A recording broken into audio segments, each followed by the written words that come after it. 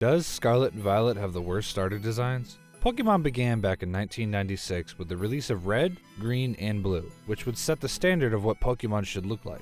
They are, of course, pocket monsters, creatures or objects from the real world or mythology with an elemental type, or two slapped onto it. Some have the ability to evolve with the evolution taking one or two key aspects of the original design and heightening it.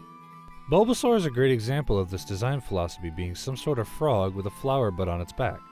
And as it evolves, Bulbasaur becomes bigger as the bulb begins to bloom, until it becomes a giant flower with leaves and all. Taking a look at the Pokemon, you can probably guess that it is a grass type just by the color of the Pokemon and the budding flower. This is a key design philosophy that Pokemon and Game Freak have been following for 9 generations, now with over 1,000 Pokemon. Some of which have been a little uninspired compared to the rest. Klefki is literally just a keychain, and a Bouffalant is just a buffalo. But even paired next beside their real-life influences, you can clearly tell that one is a Pokemon and the other is from the real world. So now, let's dive into Generation 9 and answer the question of whether the designs of Scarlet and Violet are the worst of the franchise. But before we go any further, make sure to subscribe to the channel for more Pokemon content like this. We try to post a video every week, so it's good to have the notification bell on to be notified when we upload. And before we begin, this is completely opinion-based.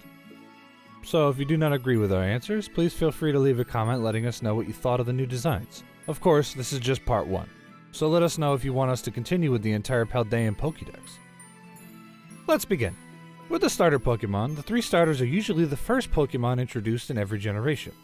They are the most marketable and will be your partner throughout your experience of the game. The starters themselves have a completely different design philosophy surrounding them. According to the lead Pokemon designer, Ken Sugimori, one rule they follow is that all 3 starters need to have unique personalities. This includes a cool one, a funny one, and a serious one.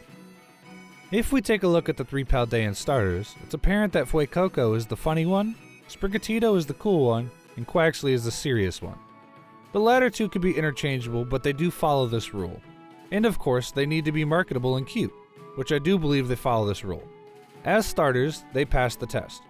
But as they evolve, they fall short. Ever since Generation 6, Pokemon have grown further from their initial evolution formula for the starters and begin incorporating themes to the Pokemon. You can see this in X and Y, where the 3 starters are based on RPG classes. The Chespin line follows a Paladin Knight theme, the Fennekin line follows a Witch Wizard theme, and the Froakie line follows a Rogue Ninja theme. This idea of following a theme throughout the evolution continues with Scarlet and Violet. Begin with Sprigatito. It already disappoints fans by standing on 2 legs, a common trait many Pokemon share despite the pleas from the Pokemon fanbase. However, this is not a shortcoming for their design. Its theme revolves around masquerades, magicians, and 3 musketeers. It still follows the initial design philosophies established back in 1996, as Sprigatito as a cat grows with each evolution. Its leafy pattern on its face slowly grows into the mask that Masquerada dons at the final evolution. Its scarf slowly grows bigger, becoming a darker green. This evolution is the least stylized of the 3, but that is where the evolution line shines. Despite its initial flaw of standing up, the designs of the 3 hold up as the original aspects of the first stage slowly build up towards the last stage following its theme. Masquerada is a magician wearing a mask inspired by those worn at masquerade parties. This is a great design for a starter line that follows all of these established rules. Going forward with Fuecoco, the fiery crocodile follows the themes of Day of the Dead and Musician. Fuecoco starts off as a stubby-armed baby crocodile that has 2 puffs of hair on its head, with a yellow patch of some kind on its chest and tail. Continuing to Crocolore, its glowing hair becomes a sombrero following its themes of Spanish culture as well as becoming a larger crocodile. Its yellow patches grow and its chest looks a little bit like an open jacket, like how some may wear on the Day of the Dead. Its white face begins to resemble more like a skull, but no theme of musician or singer can really be seen here. It isn't until Skeledirge where it gains its signature move Torch Song, where it follows its theme of singer as well as breathing fire from its singing voice. Following the Day of the Dead theme, it gains the Ghost type on top of becoming more skeletal in design, as well as fulfilling its evolution line as being a complete crocodile. Its hat does go away in the final evolution. However, overall the Fuecoco line follows its theme closely and ends with a solid Pokemon design. Lastly, let's talk about Quaxly. When the trailer first revealed the starters, Quaxly shot up in popularity, and it's clear why. The lovable duck Pokemon is quite sassy and serious about their hair and resembles a well-loved duck character that we shall not name.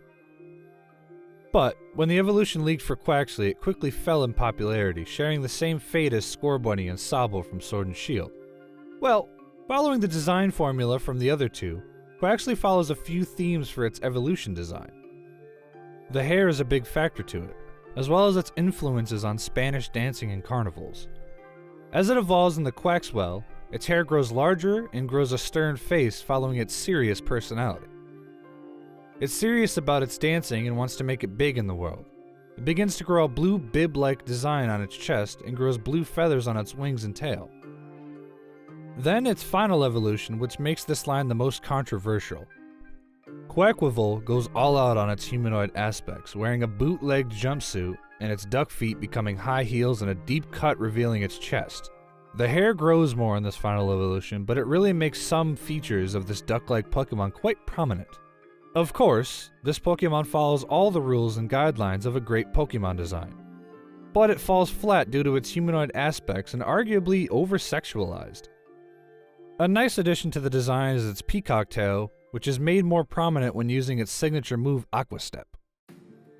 At the end of the day, Quaquaval is a decent design for Quaxly line, but a lot could have been done about making it less humanoid. And that's a serious issue that many fans of the Pokemon series have. Its abundance of humanoid Pokemon. Sure, there are those humanoid designs that actually work as Pokemon, especially fighting types who take inspiration of real-life martial arts. But it plagues the Pokemon franchise as a kid's game with its over-sexualization of Pokemon.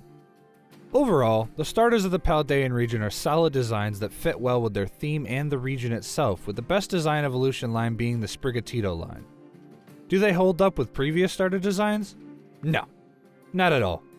But the design philosophy of the starters has changed drastically over the years, creating more stylized and theme-oriented Pokemon.